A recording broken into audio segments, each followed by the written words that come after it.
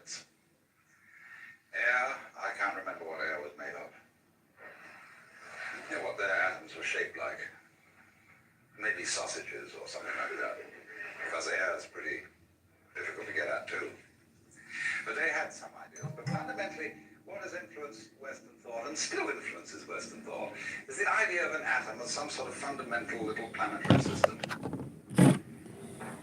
And so these things come into relationship with each other and they bang each other around, as in the game of billiards.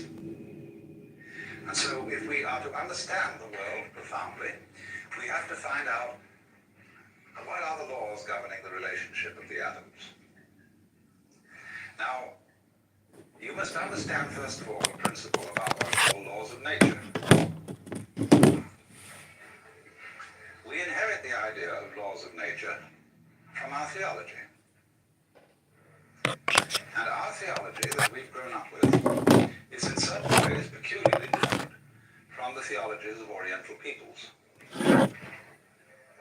Jewish theology and Christian theology, which have entered very profoundly into the common sense of the average person, have an image of the world which is quite basically political, and we'll go further than that and say it's monarchical. It's based on the idea that the world is a construct evoked out of nothingness by the commandment of a celestial king. Now, there may be Jews in this room who are practicing and devout Jews, and there may be Christians in this room who are practicing and devout Christians. And I don't want to offend you by any imagery that I choose or remarks that I may make about this imagery, because I don't suppose that anybody has come to this room and to this particular place who is either a practicing or Christian Jew who has what I would call a naive idea of God. But the funny thing is about our ideas of God is that our symbols, the images, the mythological forms which we use to describe God have an extremely powerful influence on our feelings and on the way we behave. After all, I was a member of the Church of England when I was a small boy, and that had a very powerful effect on me. And in the Church of England, it's quite obvious, from an emotional point of view, as distinct from a very intellectual point of view, that God stands behind the King of England. And the King of England and the Archbishop of Canterbury and the whole hierarchy of lords and ladies and noblemen and officials who descend from this point are somehow involved, at any rate this is perfectly clear to a small boy, are somehow involved with the hierarchy of heaven. Because at morning prayer, to which we went every Sunday, the minister would pray a prayer which began, O Almighty Father, high and mighty, King of kings, Lord of lords, the only ruler of princes, who dost from thy throne behold all the dwellers upon earth. Most heartily we beseech thee with thy favour to behold our most gracious sovereign Lord King George, etc. And so this was a very courtly procedure at which the clergyman, dressed in his proper robes, proceeded to the altar, which is a kind of earthly symbol of the throne of heaven, made due obeisance, and presented this petition with all proper humility. Now, these are things that if you're brought up in that environment, you take for granted. That seems to be the natural attitude to God. But imagine someone coming in from a culture where God is not conceived in the image of kingship. How strange he would find this behavior. There's all this bowing and scraping, because you know very well that places where they bow and scrape and where there are thrones are places of terror. Because anybody who rules by force must be basically terrified. That's why he has to have all these protections, why he has to be addressed in the right form of language. Say you go into a court today, an ordinary US law court. There is a very strict etiquette. And if you start laughing, the judge will bang the gavel. and threaten contempt of court and all sorts of dire punishments. Because here everybody has to be serious. It's like on the parade ground. All those Marines lined up, and they salute the flag, and they have to have a very grim expression on. It's serious. And so in the courts of kings, they have to be serious because kings are afraid of laughter. They're also afraid of being attacked suddenly. So everybody has to kneel down. Because if you kneel down or prostrate yourself, you're at a disadvantage. And the king stands or sits at his throne with his bodyguards ranged on either side. See, like that, we've already got the form of a church. The bishop at his throne, his attendant canons and clergy flanking him on either side. And so certain great Catholic cathedrals are called basilica.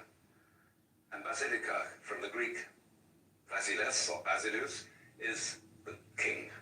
So the basilica is the court of the king. The very titles of God in the Bible, King of Kings and Lord of Lords, are of course borrowed from the Persian emperors.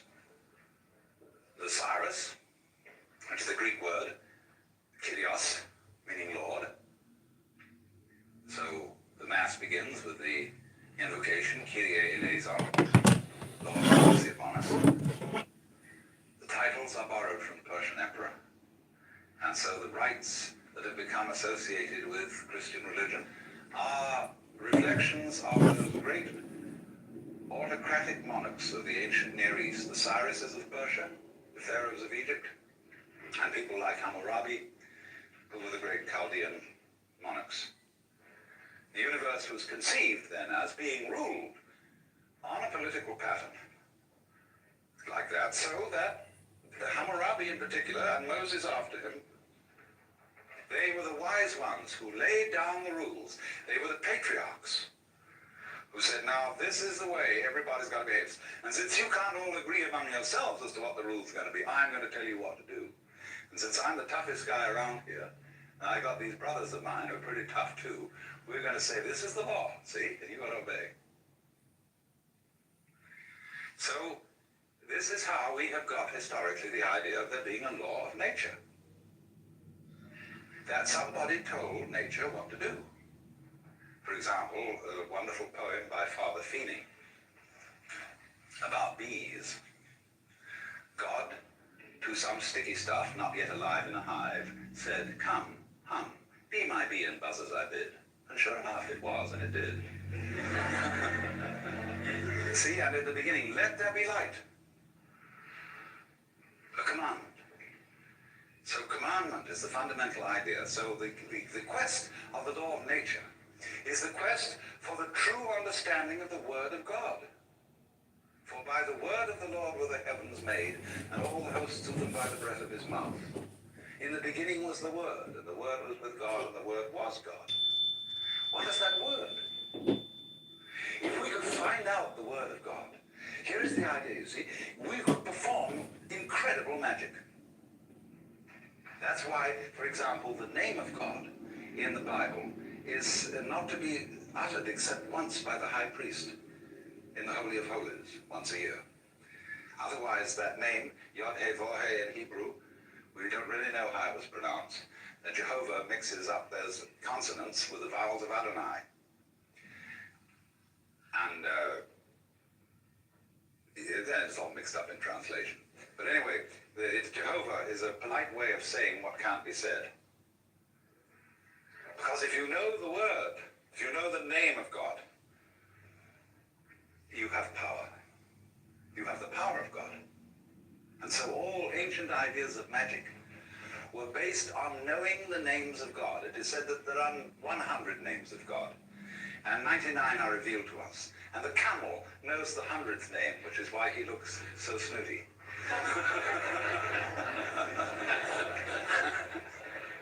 But so also, a person in what we now call primitive orders of society are loath to reveal their names. Because if I know your true name, I can utter it and have power over you.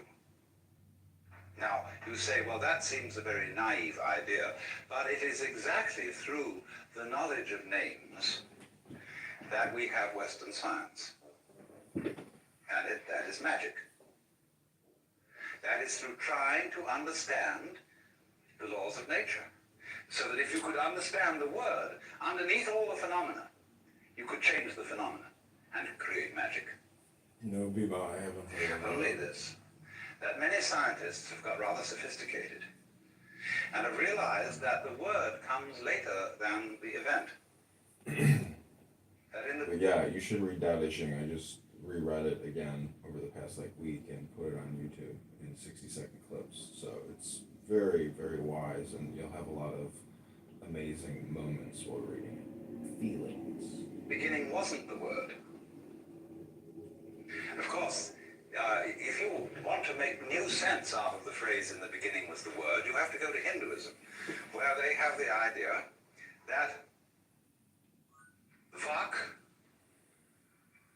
V-A-C in Sanskrit, or speech, is the basis of creation. But by this, they fundamentally mean vibration. As sound, you see, is... They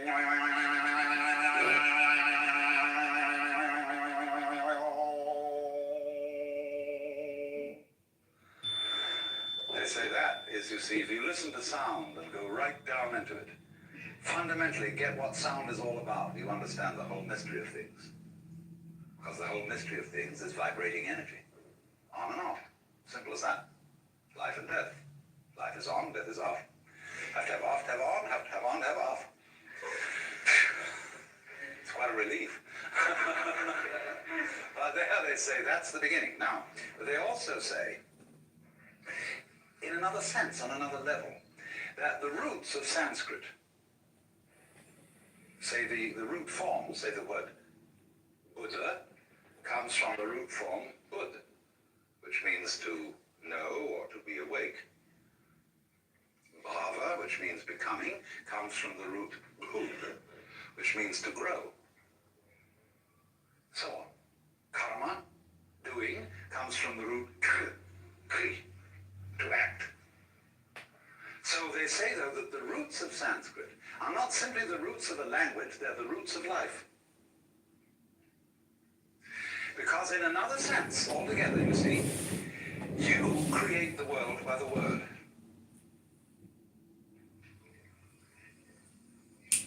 And this is something that we're not very conscious of. It's the way you think that determines your basic reactions to what happens. In the words of Shakespeare, there is nothing either good or ill, but thinking makes it so. Thinking is talking to yourself inside your head. And we, through this, build up all sorts of weird notions. We say, for example, well, one day you'll have to die. Have to. What's the sense? What's the emotional concept of saying you'll have to die? It means it's going to be something imposed upon you against your will. So it's put in this passive mode. Have to. You'll be compelled to die. But I can't be compelled to die unless I'm fighting it. Supposing I want to die. Supposing I commit suicide. Or supposing we look at it all in another way and say, when I get a disease and die as a result of it, getting a disease is something I do. Just as much as taking a walk. Only we've got our thoughts arranged so that we say, you ought not to get a disease. Even if it's just plain old age. Somehow, you ought not to do that. You ought to go on. You can't say, when death comes about, I laid me down with a will. Because we've got this hang-up about life being divided into two parts. Things that we do, on the one hand, and things that happen to us on the other. And Buddhists say, what happens to you is your karma. And people don't readily understand that. They think my karma, something awful happened to me because of something bad I did in my last life. And therefore, I've got bad karma. Karma simply means your doing, your action. So that when something that happens to me is called my karma, it means that it's your own doing.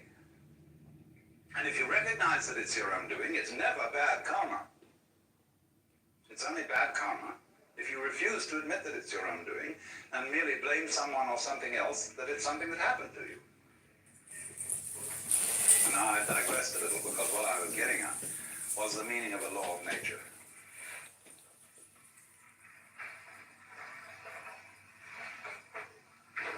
The laws of nature. The word taken over, the idea of the law of nature was taken over by Western science from this ancient magical notion of the word of God, the commandment of God, being the foundation for everything that happens in the world. But now, today, in Western 20th century science, there is an entirely new idea of the law of nature. The laws of nature are not things that exist in any real sense, which phenomena like the motion of stars or the behavior of animals and rocks, they're not phenomena which these things obey. The universe is doing its stuff. But because we have a certain kind of structure and brain, we want to make sense of it. And therefore, we find various ways of understanding the world by the principle of regularity. Now, what's that? Let's take a clock. A clock ticks regularly. But the world does not tick regularly. Inconveniently enough, the sun does not have the earth go around it in a neat 360 days. This has always irritated calendar makers. How to make a rational calendar? There is no solution, because the rotations of the earth upon its own axis do not neatly synchronize with its rotation around the sun. There's always something a little odd about it. So what we do is we superimpose over this rather odd elliptical path the ideal figure of a circle with its 360 degrees. Now that is also like putting a ruler along a piece of wood and saying this piece of wood can be cut to 12 inches. Now there are no inches in the wood. Inches are a method, a technique that human beings have invented for measuring things. And so we can cut out of a piece of cloth or a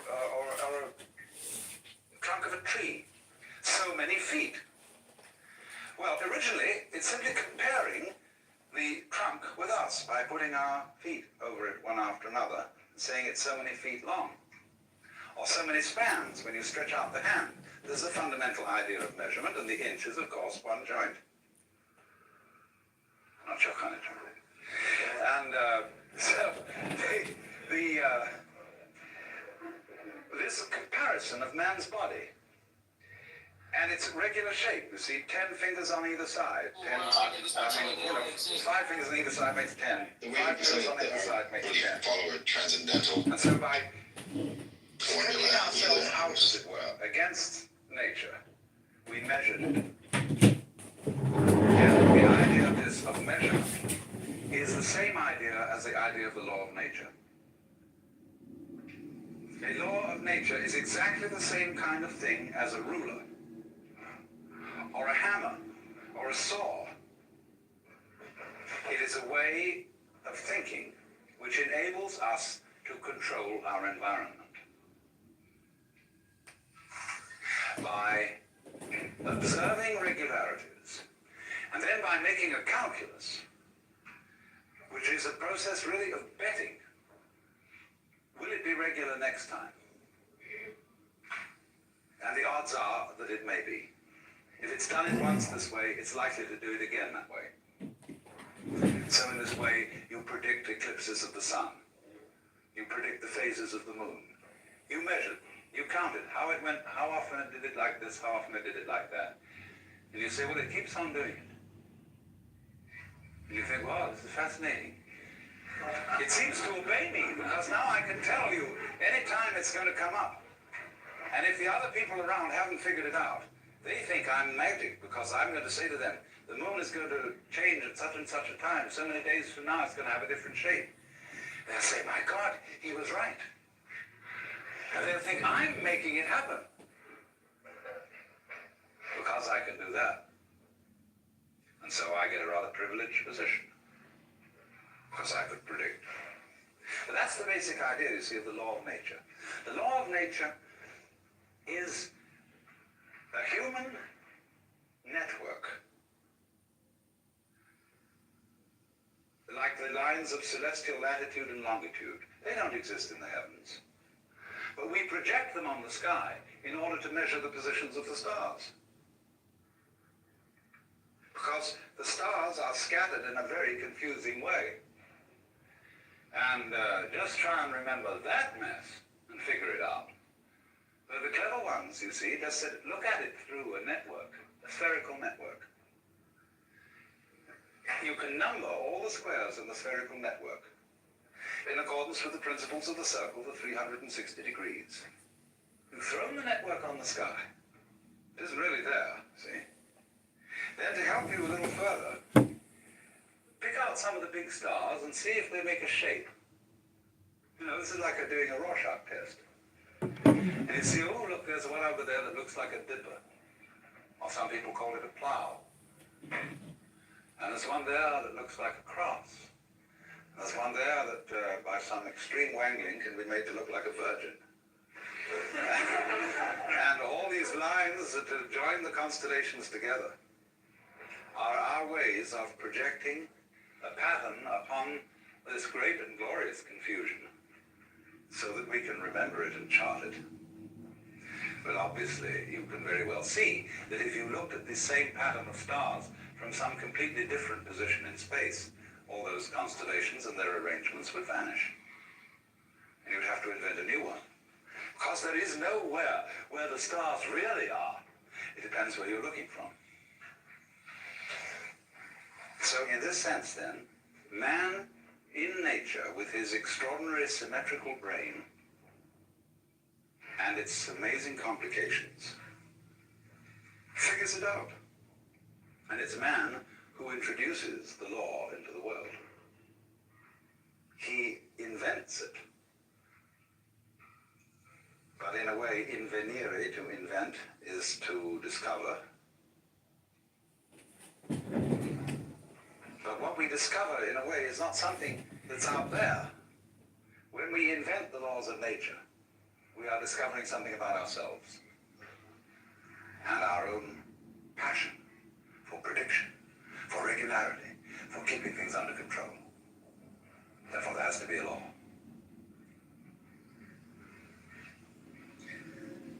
So then, going back right now to the beginning of what I started to say, the question was then, what is the law of relationship between the atoms? Between the fundamental billiard balls of which the world is composed?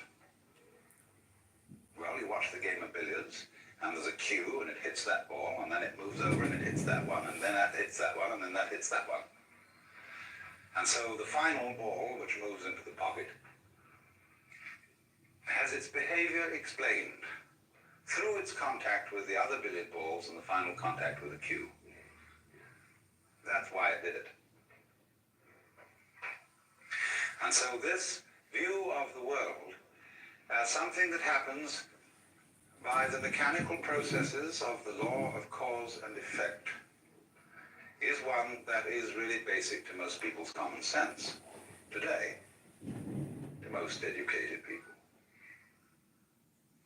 They would say it's very difficult to figure it all out because the whole thing is so complicated, but if you could know all the details involved in, say, the behavior or a single act of a human being, you would find that it was the ineluctable result of a series of bouncing balls against each other, fundamental atoms that predisposed the great final event to be just like that. So that theory of the relationship between the atoms is called in technical language catenary. C-A-T-E-N-A-R-Y, catenary. A catenary effect, or a relationship between events, is like, for example, to use another illustration, where you stand a row of bricks up, end up, you know? And you knock over the first one and they all go cata, cata, cata, cata, cata, and fall down. That is a catenary sequence. But it becomes increasingly obvious today to the physicist and to the biologist that that will not do as a sufficient description of how various events affect each other. And so there's another type of causal relationship altogether, which is called, instead of catenary, reticulate. R-E-T-I-C-U-L-A-T-E, reticulate, from the Latin rete, meaning a net relationship. Wherein, in other words, any given event is not simply ascribed to one or more previous events, but that the relationship between the past and the present, and between the present and the future, is all to be taken into consideration in understanding any one event. In other words, let's take one event. I drop a ball and it bounces. Let's say it's an event. I don't know how many events it really is, but we'll just say, for the sake of argument, that it's an event. Now, is it enough in describing this event to say, I let the ball go, it obeyed the law of gravity and hit the floor, but because it was made of rubber and had some air inside it, it bounced and sort of slightly disobeyed gravity because it had an energy in it. But that's not enough. Because that the ball dropped, that I let it go, that it bounced, depended not merely upon a historical sequence of events that you can lay out in a string along a line of time. It depends also upon a present context. There must be a certain density of air. All kinds of things have to coexist with this in order for me to be there to drop the ball at all, much less manufacture a ball. So that what happens must be considered not merely as a historical phenomenon, but it must be seen in context. Context is terribly important, because it isn't just when a thing happens that is important, it's where it happens. In what setting? So that you could say that my blood in my veins is in a certain setting. In a test tube, it's in a completely different setting. And in a test tube, my blood is not behaving in the way it behaves in my veins. Therefore, it's not the same thing. So, an individual person in one setting will behave in one way, in another setting in a completely different way. I remember when I was a child. I was one boy when I was at home with my parents. When I went to visit my uncle and aunt, I was someone different. When I was with my peers, I was someone quite different. Because I changed according to the setting, and children are very well aware of this. It's only as we go on that we keep having it drummed into our heads that we ought to have a consistent character, because we're influenced by novels, where the characters are supposed to be consistent. And so you ought to have a consistent character. You ought to behave the same in all circumstances and towards all people. That merely means you become inflexible. So what things are, therefore, depend on the context in which they're found, upon their network relationship to everything else that's going on. And one of the reasons for this, which is going to lead us to something more profound but much simpler, is, of course, that the whole notion of a thing or of an event in nature and of causal relationships between different things and different events is a purely abstract idea that does not really fit the facts of nature at all. In nature, in what this physical world that you feel when you hold your head or hold somebody's hand or just breathe, in that world there aren't any separate events. None whatever. Sure, there are all sorts of wiggles around here, all sorts of lines, all sorts of colors, all sorts of surfaces, all sorts of forms, but they're not separate. Because you see, you can't separate an inside, what you are inside your skin, from the outside of the skin. Because you can see that at once, if there weren't anything outside your skin, there'd be no inside. It takes the outside and the inside working together to create this situation. And in the simplest way, the situation that I call my body wouldn't be operating unless there was air around here to breathe. This physical phenomenon goes with the situation of there being air. Now, true, it wiggles about inside the air in a rather complicated way. And other people watching say, oh, something going on over there. You know, because the air you can't see and it remains rather constant except when there's a gale. And so you don't pay much attention to it because it's always around. What you pay attention to is what changes rather rapidly. And you say, well, that's a that. Say, hey, you say to someone, you see the change going on. Some wiggling over there, say, what's that? See? And he knows what you mean by a that. A that means something on the end of a finger point. It's different. It's peculiar. See? And that's a that. So from that comes the idea of an event, or a thing, a that. But all these that's that are happening aren't disconnected. They go with each other, just as I go with the surrounding air. And just as this whole situation in which we are at this moment is a complicated going withness. Now here then we get to the fundamental idea of this idea of going with. And from this we shall be able to construct the whole notion of network. And this is the idea I said at the beginning, is extremely simple, but very difficult for people brought up to use Western languages to understand.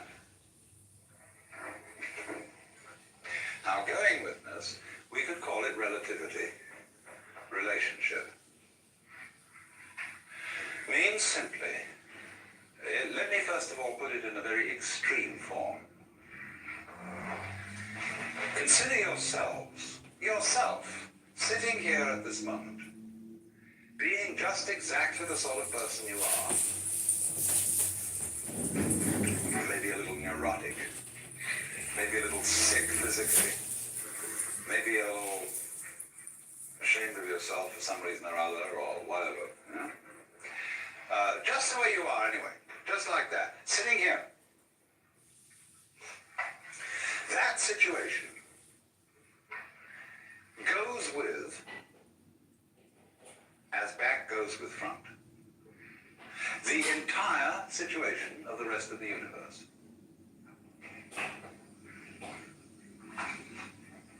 Now, you, as you are, exactly the way you are, and you really don't know what that is. You may have some opinions about it, but you really don't know. That goes with the way the whole of the rest of boundless being is arranged. Now, it isn't that the way the rest of boundless being is arranged is determining you to be the way you are. Or if it is that, if that's true, if it determines you, then we must also allow the other side of the picture that you determine it. It's your karma. You did it. But you say, no, but I can say tis, tisn't, tis, tisn't, tis, tisn't, like two children arguing until you realize that the argument was stupid. Because you and it are one event, and it isn't a question of it controlling you or you controlling it. It's all one event. As Teilhard de Chardin said, the whole universe is the only true atom, the only truly indivisible whole. The human being, though, finds this difficult to understand because we're always telling each other, now you should be different. You ought to change. Don't be like that. Now listen, you're sick, and I got a system. See, I've got a system.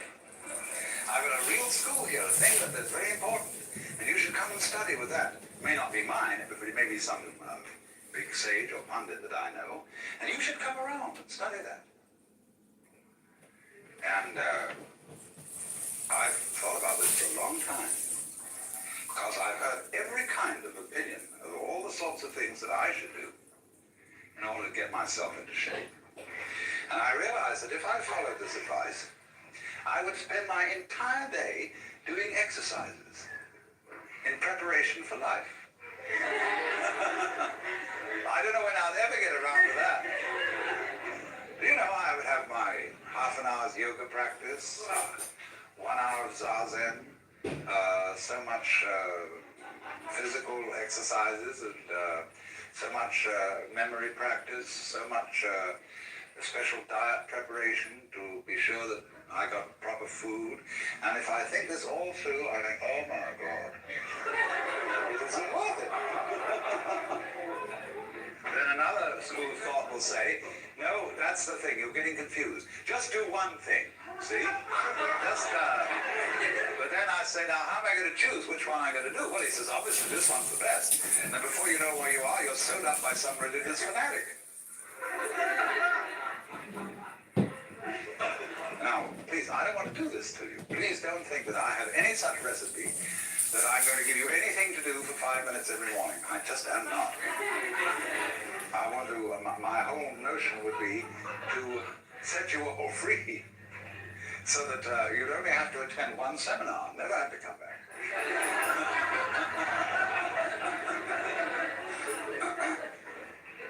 That's the idea, really. Because I know that so far as my own livelihood is concerned, that there are always more people. And if, no, I don't collect a following and just send them all away. There are plenty more people to fill the vacuum.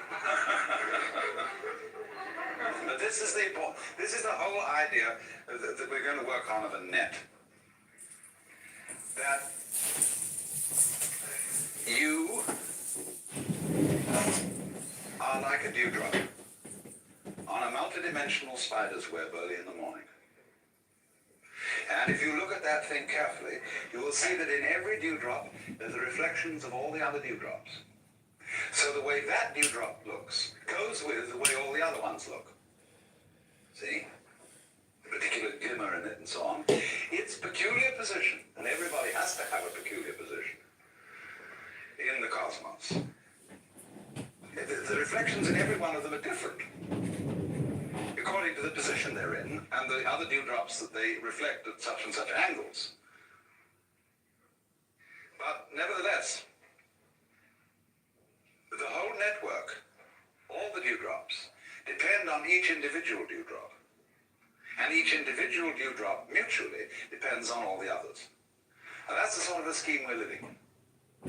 And it's a little bit of frontal logic at first, because we say, I can understand that I depend on this universe, because after all I need sunlight and air and water and the help of the society and all that kind of thing. I needed a father and mother.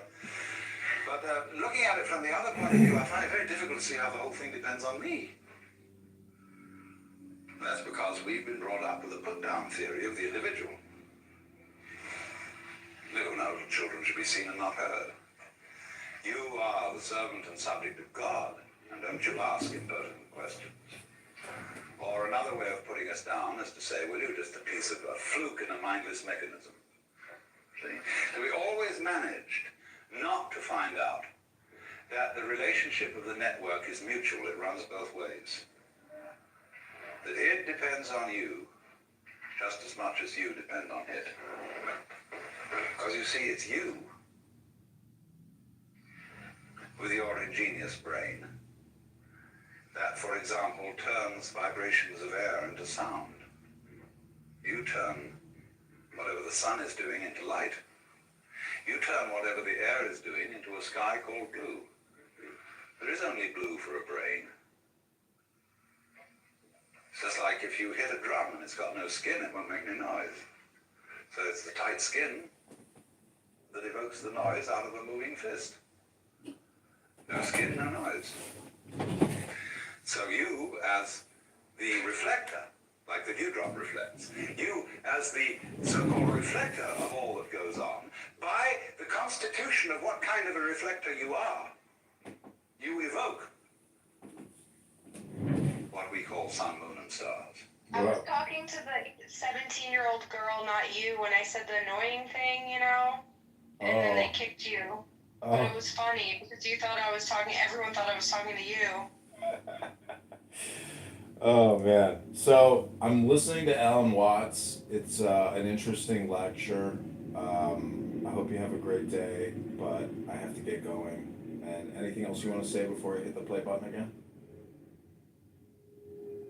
Yeah, you're always on the run. Yeah, I gotta get to the gym. Oh, she's always on the run. Nebulae. Vast spaces. They're only vast in relation to you. They're not really vast. Only if you compare them with yourself, they're vast. They could be considered very tiny.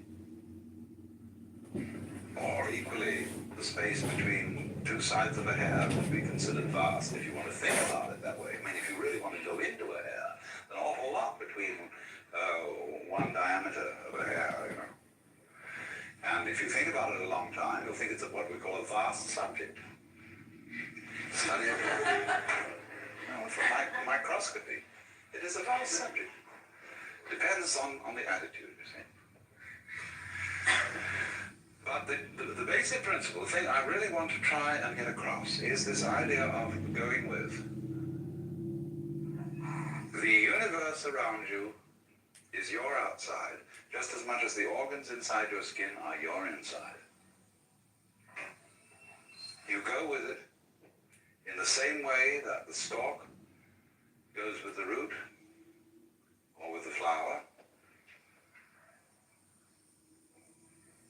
And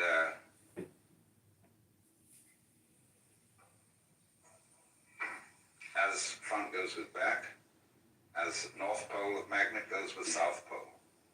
This principle of relationship governs everything.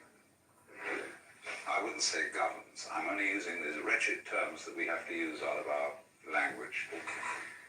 It underlies everything.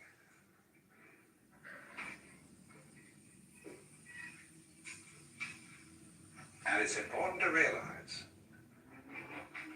and let me repeat this, that the great universe does not control the small individual any more than the small individual actually controls the great universe. This is not a question of controlling. It is a question of more like dancing, of what happens, rather than what makes it happen. Things aren't made to happen.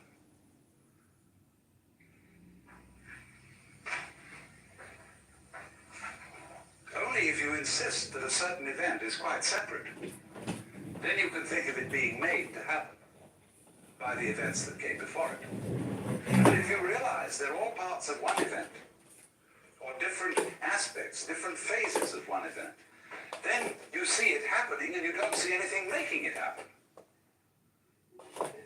Forcing that whole idea of things being made to happen, in other words, goes back to the idea of a universe that is based on a monarchical image, where the boss says, damn it, you do that, and the thing can't help it, and so it's made to happen. But say in Chinese Taoist philosophy, the universe is just not seen in that way. It's not seen as anything is not made to happen. It is what does happen. But it's all interrelated. And therefore there is a pattern to it. There is an order to it. The order of the net.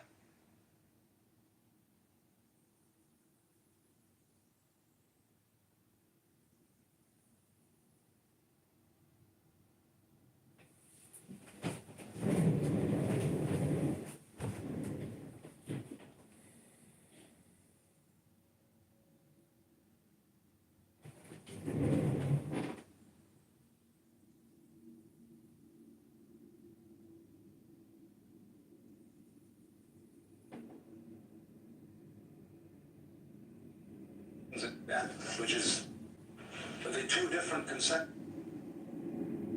I was talking in last night's session about the nature of networks. And you remember that I explained the two different conceptions of causal relations between things and events. And I may as well write these down unless you've forgotten them. There's the catenary and the reticulate. In this kind, things and events are explained as being links in a causal chain.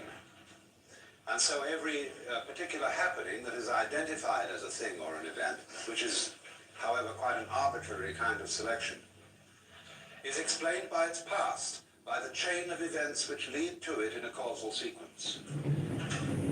On the other hand, in thinking of the reticulate relationship, a thing is explained not simply by its relationship to past events, but by its context, that is to say, its relationship to present and future events as well as past, so that every event becomes something in a network. Now, you will very well understand that when you see the knots in a network, or better, the squares of the net, they're all held together by each other.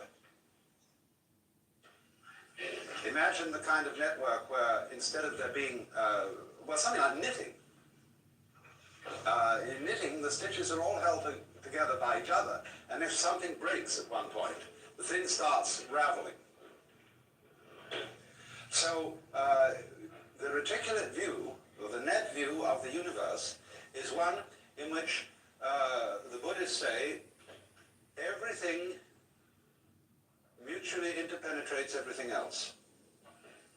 So, as I was trying to make the central point, the point of implication, the point of relativity, that things go together like two sticks standing on the ground in this way.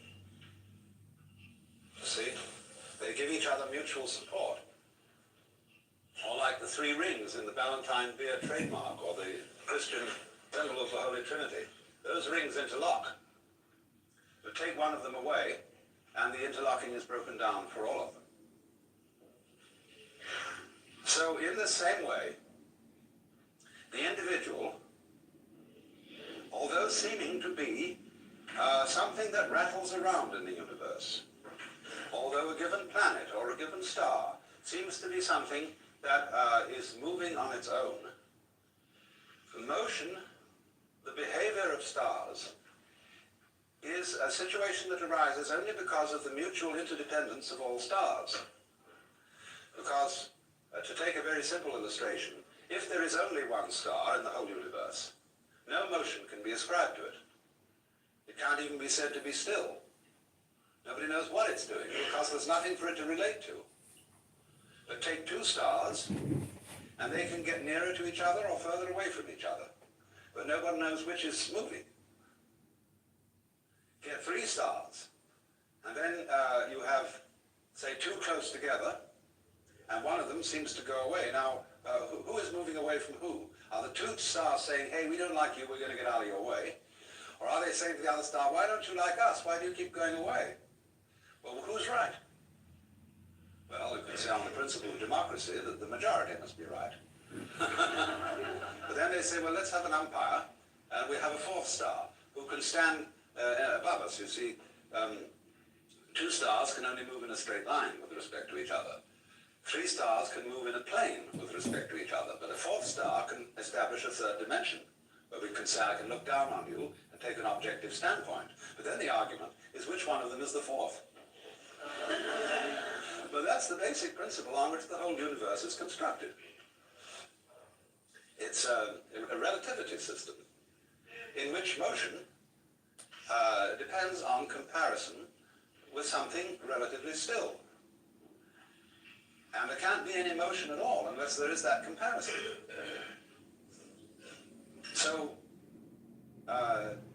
because of this relationship, every individual is so related to everything else that's going on that you imply it. In other words, anybody who's a great scientist from some other world altogether, who studied a human body carefully and figured out the conditions under which such a thing would exist, he would come to the conclusion that that human body was something from a universe just such as we have. He would find that your structure and your behavior implied this whole thing. Just as with a laser beam system, you can photograph a small fragment of any photographic negative, and from that tiny fragment you can reconstruct the whole picture from which it was taken, because the crystalline tensions in that fragment imply the whole context of crystalline tensions that belong to that particular negative. So in exactly the same way, you as an individual imply this world, and this world mutually implies you. And you are a natural formation, moving in and with this universe, not determined by it, because this is not a system of determinism. But you are moving with it in just the same harmonious way that you notice the waves moving, and the trees growing, and the clouds moving.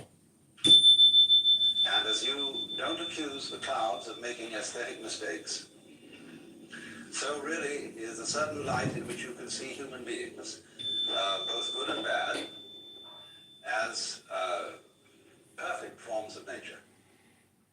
You may have fashionable discriminations about who is beautiful and who is ugly. You may have metaphysical discriminations about who is sick and who is healthy. You may have moral discriminations about who is good and who is evil. These are all points of view, relative points of view. They're all legitimate because they are parts of the functioning of the whole. The fact that you take those points of view, that too is part of nature. But a skillful person lives on two levels at once. You live basically on the level where you know there are no mistakes. It can't be. Everything moves in accordance with what the Chinese call the Tao, the way of nature. And if you have that basic feeling, you will always be sane. But you are able to comprehend within that feeling a more restricted point of view, whereby things are good and bad. Just as in the confines of this room and this area, it's perfectly clear that there's a difference between the up direction and the down direction. But we know that this area is situated in interstellar space, and there is no up and no down. Now, the second situation doesn't contradict the first. But if you have only the discriminatory point of view, if you take your fundamental stand as a being on the difference between good and evil, you get in the Christian hang-up. You have then to say that there is eternal heaven and eternal hell, that the distinction between good and evil is radical. And if you do that, you begin to suffer from a disease called chronic guilt, which is one of the most destructive emotions that anybody can have. You feel an outcast from the universe, at odds with reality itself, at odds with God. And that sends people quite mad, and is responsible for a good deal of the craziness of Western civilization. It's making too much of a good thing out of the distinction between good and evil. It is an important distinction, but it's not fundamentally important. And you have to learn to admit different degrees of importance. And just say that because you can't just say that because a certain distinction isn't absolute, that it's not important. After all, your own physical formation is not absolute, but it's important. So, the situation of man in this network is to repeat the proposition. On the one hand, that he as an organism, psychophysical organism, is something that the whole cosmos is doing. That was the as much of truth, I think, as there is in modern astrology, which I regard as a pseudoscience. But it is based on a very fundamental principle, that when you draw a map of a person's soul, you draw a small picture of the universe, a very crude picture. And that is the design of that person's individuality. The truth is, therefore, that your soul is something which contains your body. Your body does not have the soul inside it like a spook. And the whole cosmos is your soul. So the cosmos is doing you at the point you call here and now. Reciprocally, you are doing it. And the one depends upon the other. You have difficulty in conceiving this as a Westerner because we have all been brainwashed by several centuries of put-down theories of man. That you were the wretched little subject, and a disobedient one at that, of an eternal king, and B, that you were just a fortuitous congress of atoms in a mindless mechanism of incredible vastness. Having entertained those two theories of man and of existence for so many centuries, we are very much brainwashed into being unable to see that we and the universe are mutually causative, or to use the Chinese expression, mutually arising. Now then, a second difficulty arises in this, which requires that I bring in some ideas, first of all, from Buckminster Fuller. The principal notion of Buckminster Fuller's thought, and if you don't know this name, Buckminster Fuller is what I would call a philosophical engineer, a man who is one of the most creative minds in the modern world. He invented the geodesic dome, which is his main claim to economic fame. But beyond that, he's done a great deal of extremely fascinating thinking about the future of technology and the situation of man in the universe. And he has devised this important term, synergy, coming from the Greek, syn, with, ergos, work.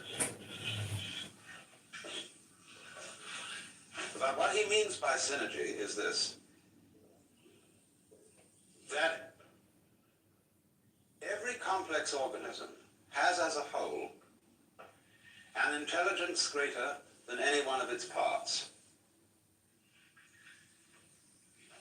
This is a difficult idea to swallow, because he applies it to technology in this way. He is saying that the industrial natural complex in which we live is something that is going in a certain direction on its own, whether you like it or not, and that it is able to organize your behavior in a more intelligent way than you can organize it. And he believes, therefore, that the increasing complexity of the industrial complex will of itself, say, outlaw such lunacy as war. It will make it impossible. And that we shall find ourselves increasingly organized by an intelligent system that is not under our conscious direction, but will make us feel, I suppose, rather as our individual selves feel inside our bodies. He gives an illustration. The transportation communications network, aircraft, radio, television, telephone, these taken together are constituting a global net, which might be said to be something like Teilhard de Chardin's idea of the noosphere. I hope you all read Teilhard de Chardin, the famous Jesuit theologian who wrote the best of his books as The Phenomenon of Man. The Earth, which is the geosphere, from the Greek geos, geese, the Earth. Then the Earth, as the geosphere, is covered with a biosphere. That is the sphere of living organisms. The The biosphere, in turn, generates the noosphere, which is the communication network that we call the mind, through literature, through speech, through radio and television communication. The noosphere is slowly realized. So Buckminster Fuller is really talking about the same thing. The noosphere is the network of communication set up by technology. And so, for example, let's just take air transportation. As a result of jet planes, world centers that are in communication with each other by jet aircraft are becoming increasingly the same place. When you wake up in Tokyo, having come from Los Angeles or San Francisco, you are slightly in doubt as to where you are. Because Tokyo is an immense muddle. It's a mixture of Paris with Los Angeles, of San Francisco with Shanghai, of London, vaguely thrown in, and sort of a touch of Japan. It's a phenomenal place. Well, if you live in San Francisco, you realize it's becoming more like Tokyo. Because we have a tremendous inrush of Japanese culture. We have superb Japanese restaurants. You can go to sushi bars, that is to say bars for rice bowls and raw fish, which are beautifully served, just like in a bar in Tokyo. And increasingly, we have supermarkets which sell Oriental, African, and Japanese goods. And I call them supermarkets for the unusual. And more people are laying down tatami mats and cooking over hibachis and using chopsticks and every kind of thing like that. So the point is that how near a place is to you is simply a factor of transportation. There are places in the United States. I was just in one in a far out Indian area of South Dakota. It takes longer to reach than to get to Tokyo. So it's further away. That's all there is to it, for all practical purposes. So Fuller's idea is that by the year 1968, so soon, we have a one-town world. And it's coming fast. And as human beings have some problem adapting to this, because as you know, when you travel by jet, just as when you're in an elevator that drops too fast, you feel it left your stomach on the 14th floor and has taken the rest of you down to the first. So the jet aircraft leaves your psyche in London and brings your body to San Francisco. And it takes some time to catch up. All your time rhythms are thrown off. But we'll get used to it. And eventually, therefore, we must add... What up?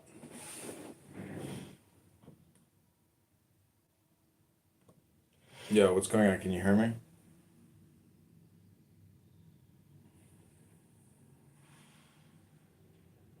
Testing, testing.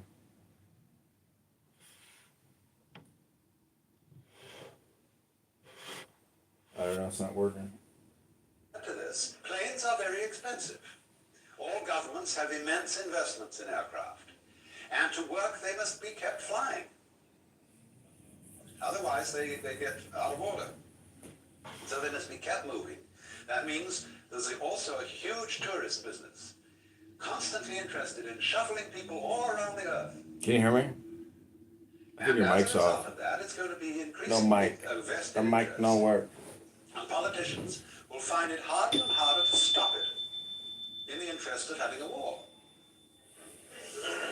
So what we are in effect reduced to at the moment, so far as wars are concerned, are experimental wars. Wars in small areas against people who allegedly don't matter very much, in order to test out our military materials and techniques. Because nobody can afford to keep a large standing army in which there are no veterans. So they must have practice. And so practice wars are carefully arranged. But increasingly, you see, they find that these practice wars rouse passions and disturb everybody in all directions, because there is no such thing as an unimportant people. And so they become increasingly difficult to carry on. So Fuller is extraordinarily hopeful about the future of mankind, because he feels that the synergy, the quality of intelligence in the total system, will overcome the folly of individuals, or of parts, who are unable to act with full understanding of what's going on. And you see, this is a serious problem, so far as the individual is concerned, because today, not only is there a population bomb, there's also an information bomb. The proliferation of information about everything is so great that no individual can possibly grasp it. Not only has he difficulty in grasping it, but there is difficulty even for big committees to organize this information, to integrate it in such a way that if I need to know a certain thing, I can very swiftly find it out. For an individual untrained in physics, it's very difficult to find out quickly about physics, because physics is expressed in a mathematical language which he probably has never learned to read. So the time lag in scanning, you see, all consciousness is a matter of scanning. And it takes in the totality of events in the world by a sweeping motion, like the glance of our eyes around a room. Well, it takes time to glance your eyes around the room and register what's there, if you want to remember it consciously. So what we are saying is that the intelligence of the system, the synergy, is more intelligent than any individual consciousness can be. But, of course, as a living organism, you are much more than consciousness, in this scanning sense, because you certainly don't arrange the complexities of your own brain by conscious decision. That's something that you grow. Or we could put it this way, that the intelligence of the universe grows as it grows you. But here again is another hurdle for the average Westerner, whose common sense is derived from the philosophy of science current in the 19th century, are thinking that the organization of the universe is intelligent. That seems to us to echo of theism, of God ideas where God is based on an anthropomorphic or man-like image, the old gentleman with whiskers in the sky. And of course that God is dead, beyond recall. But that's not the only kind of God. To think of the universe itself, its vast and complex organization, as being intelligent, what on earth does that mean? What do you mean by the word intelligent? Well, when you come to think of it, it's the most difficult word to define. Everybody knows what it is, but very few can say. It's like you know what love is, but just try and define it. You know what time is, but try and define that. Space, everybody knows what space is, but it's the most difficult thing to pin down, and that's equally true of intelligence. We can see certain elements in intelligence. We can see complexity as an element of it. We can see a complexity as what we call an orderly arrangement of different clusters of complexity. But again, we're using words, all of which are imprecise. What do you mean orderly?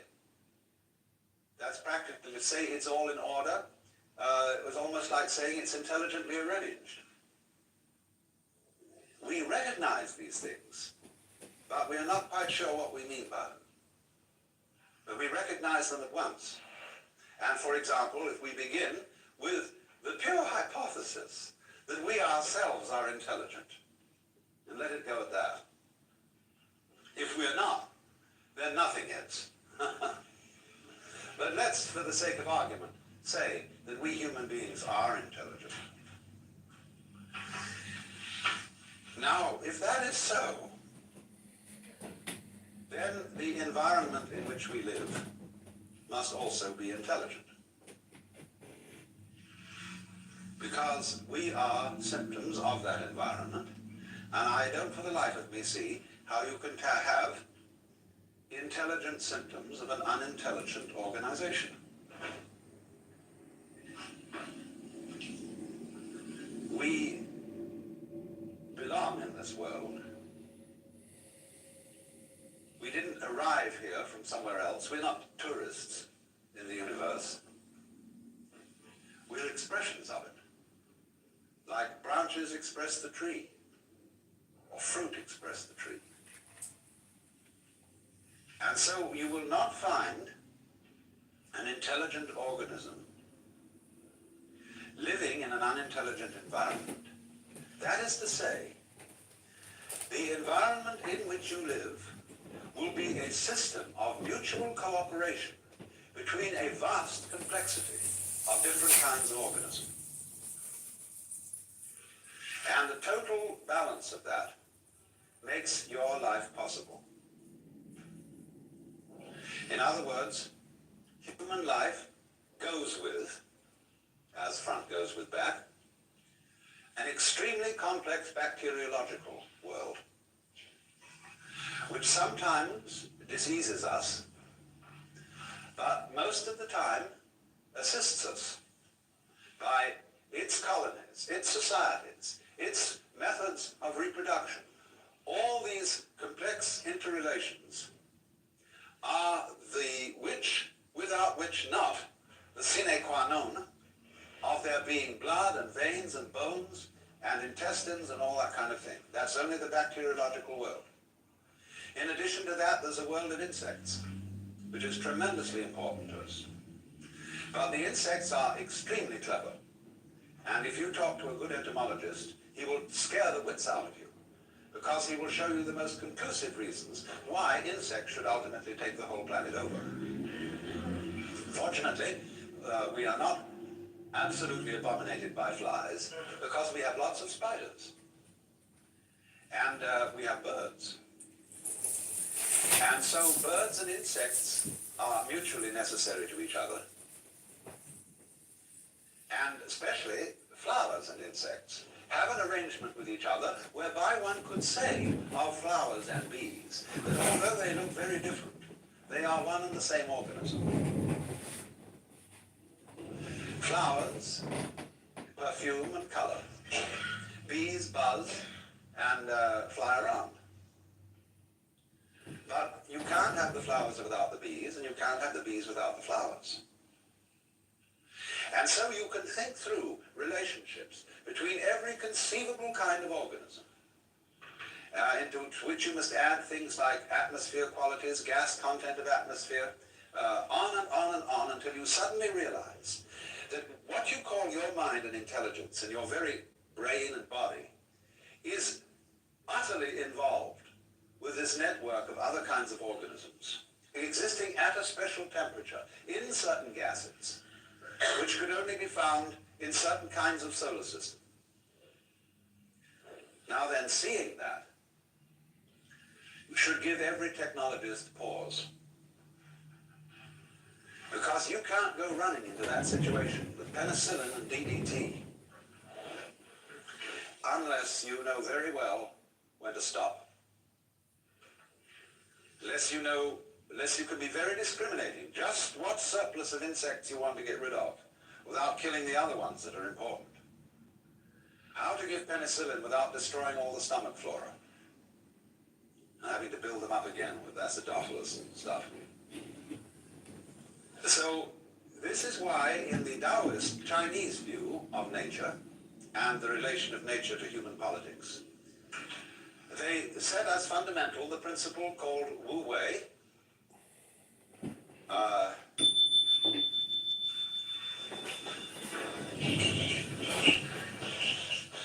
Wu Wei.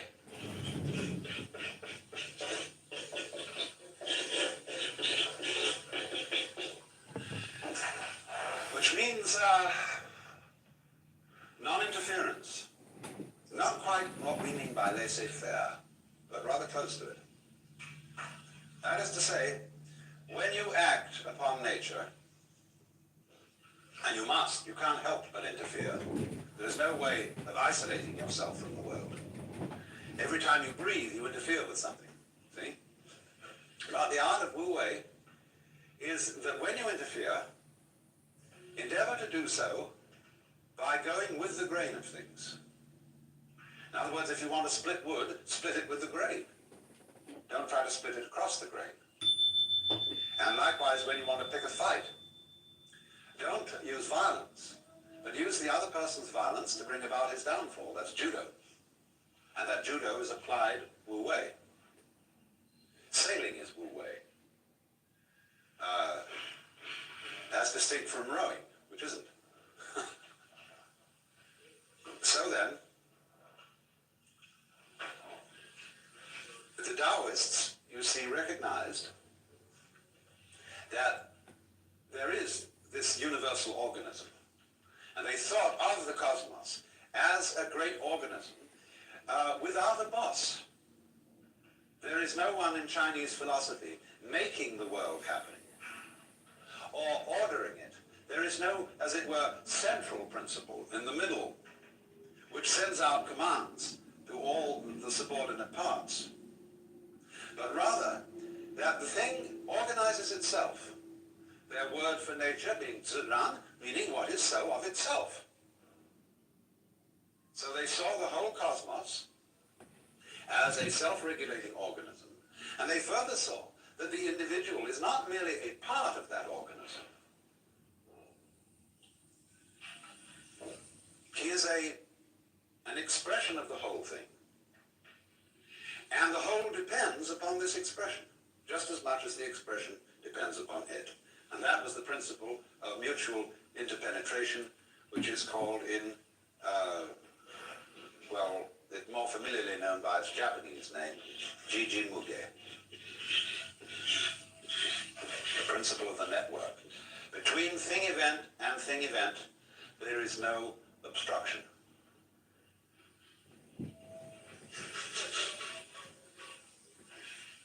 But you see, it remains to us a bit of a puzzle to say that all this is an intelligence, because we can think of all kinds of objections to it. We can think, if by some conscious science we were able to construct the universe, we would do it a little differently. We would have improvements to suggest upon mosquitoes. We would, perhaps a great surgeon might suggest that the human body be organized a little differently. We can think of dozens of things. But you find that the curious thing is this. When you try to think out carefully how to improve the world, and then you realize is what the consequences of your suggestion would be, you wouldn't like all of the consequences. Hence the saying, be careful of what you desire, you may get it.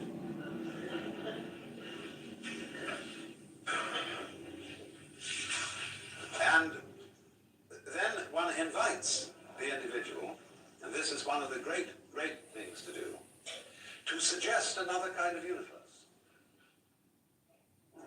What kind of universe would you design if you were God?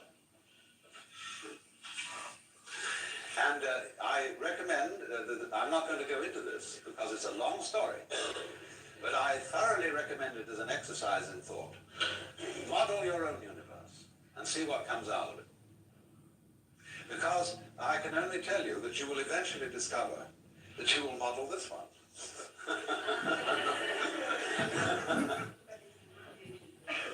And you'll find out, you see, that it's based on certain absolutely fundamental principles, which of course includes the game of hide and seek.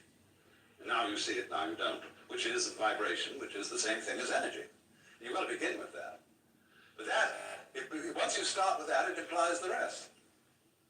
Because all that we see around us is just a fantastic combination of black and white elements of what the Chinese call the yin and the yang, the negative and positive forces.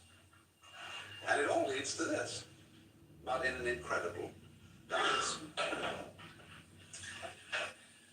So then, you have difficulty, though, of course, in seeing the world as an organism. Because when you look out at the stars, you are in roughly the same situation or relationship to what you are seeing as when a physicist studies the constitution of the atom. He will make a map of the behavior of the nucleus in which there will be various rotating particles or wavicles. And you will see something which looks like a mathematical design and doesn't look like an organism. Because we expect an organism to be a kind of gooey thing with blood and flesh and wriggles and so on. So if you looked only through the microscope, you wouldn't see the organism. Well, when we look out at the rest of the universe, we are, as it were, sitting down on one of those electrons, looking through a microscope at the rest of it. And therefore we don't see the sort of total design it makes up. That's much too far away from our conscious inspection. And this is one of the reasons, then, why it's difficult for us to formulate the idea that there is an intelligence operating here. Because all we see is a firework display, this tremendous display of radioactive mud and gas. And one would say, well, that's it's just a kind of a contraption that happened to arrive there, and that's all there is to it.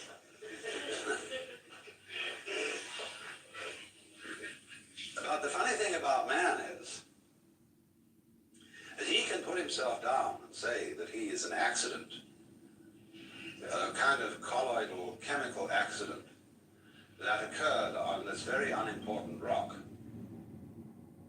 rotating around a lesser star on the fringe of one of the minor galaxies.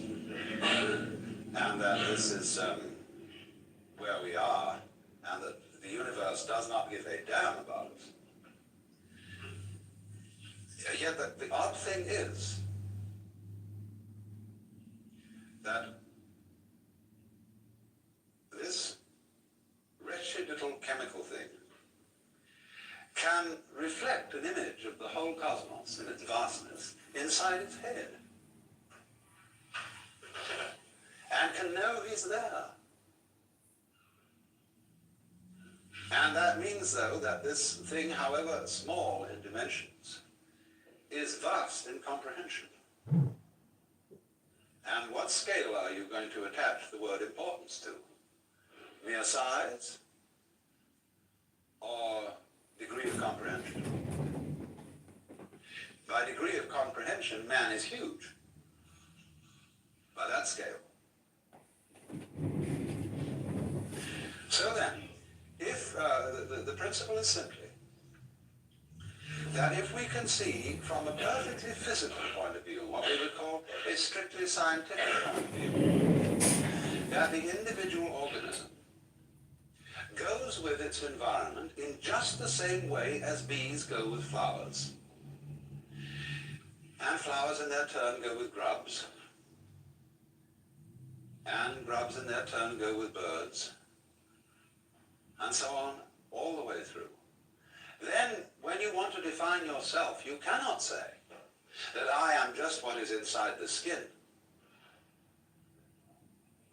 Because what is inside the skin goes with everything outside it, and constitutes a single, complex field of diversified behaviors, diversified processes.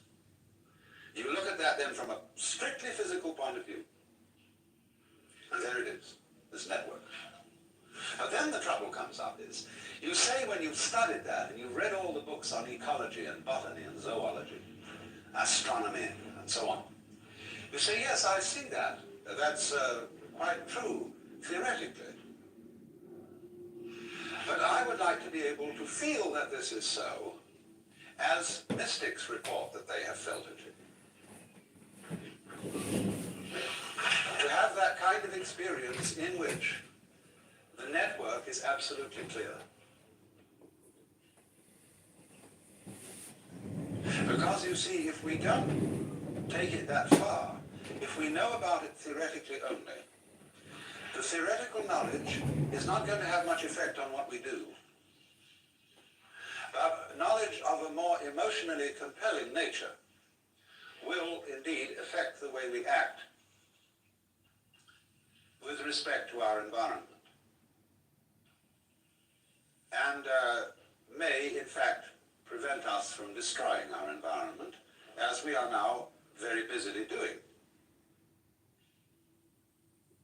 It's interesting that the Congress of the United States recently passed an act making it a very serious offense to burn the American flag. And they passed this act with many patriotic speeches and rhetoric and much reciting of poems. This is the most fantastic example of American confusion between symbol and reality, between menu and meal. Because this same Congress is directly or indirectly responsible for burning up what the flag stands for, namely the geographical United States and its people. And by not really doing much about the devastation of our forests, the pollution of our water and atmosphere, the reckless waste of our natural resources, and resorting to a form of economy which under any sane circumstances would be termed sheer lunacy. And they say they cannot distinguish between the symbol and the reality because we are all hypnotized with words and symbols. And so when the flag is more precious than the country, we are insane.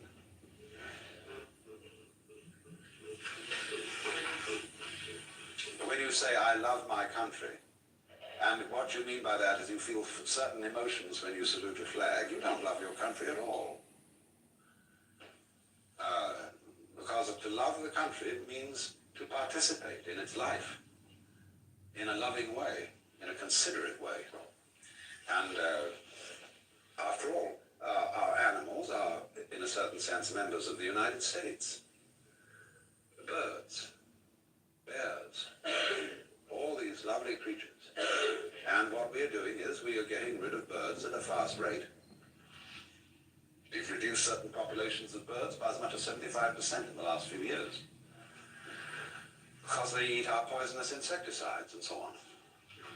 And eventually they get into us. That's love of country.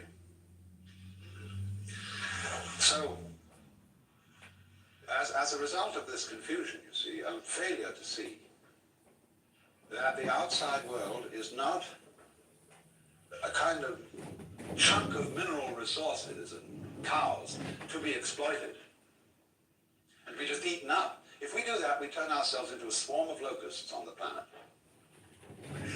The price for eating beef is that you must farm beef. You must conduct husbandry.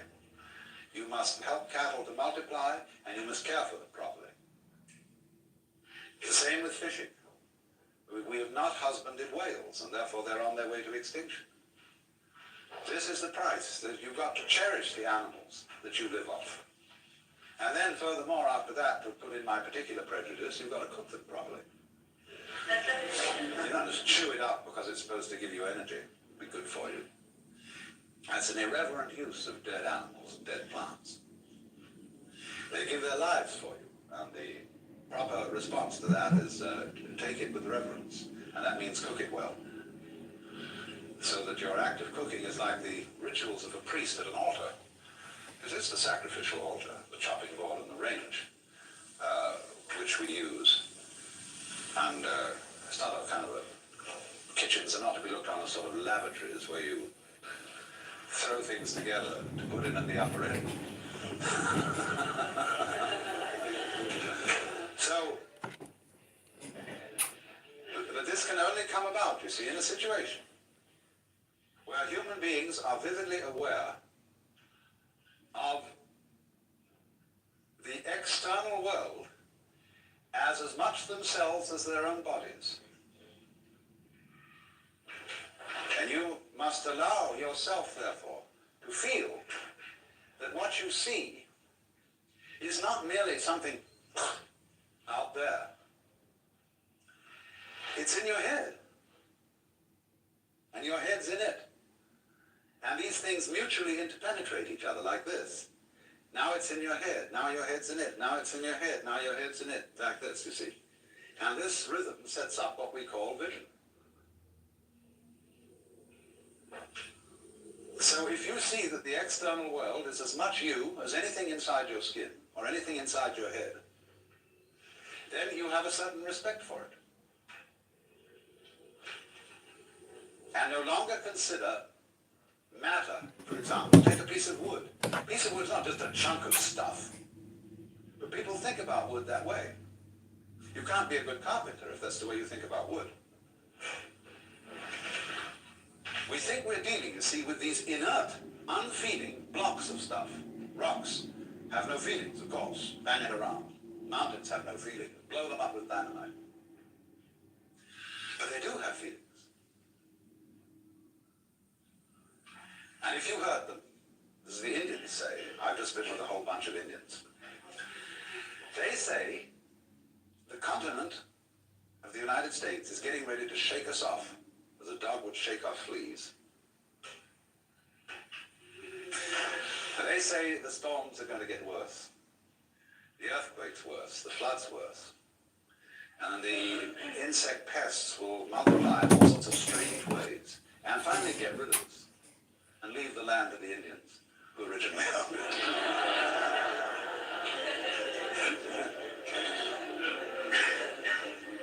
Let's have a brief intermission.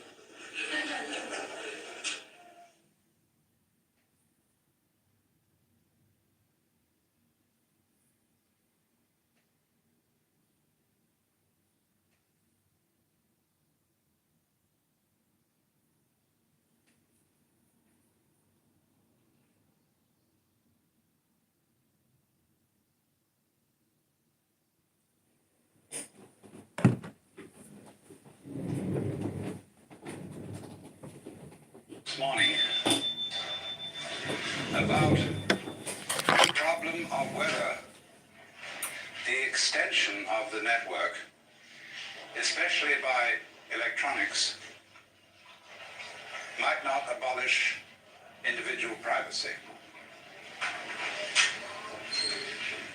And I said I was planning to devote this afternoon's session to that problem and some of its ramifications.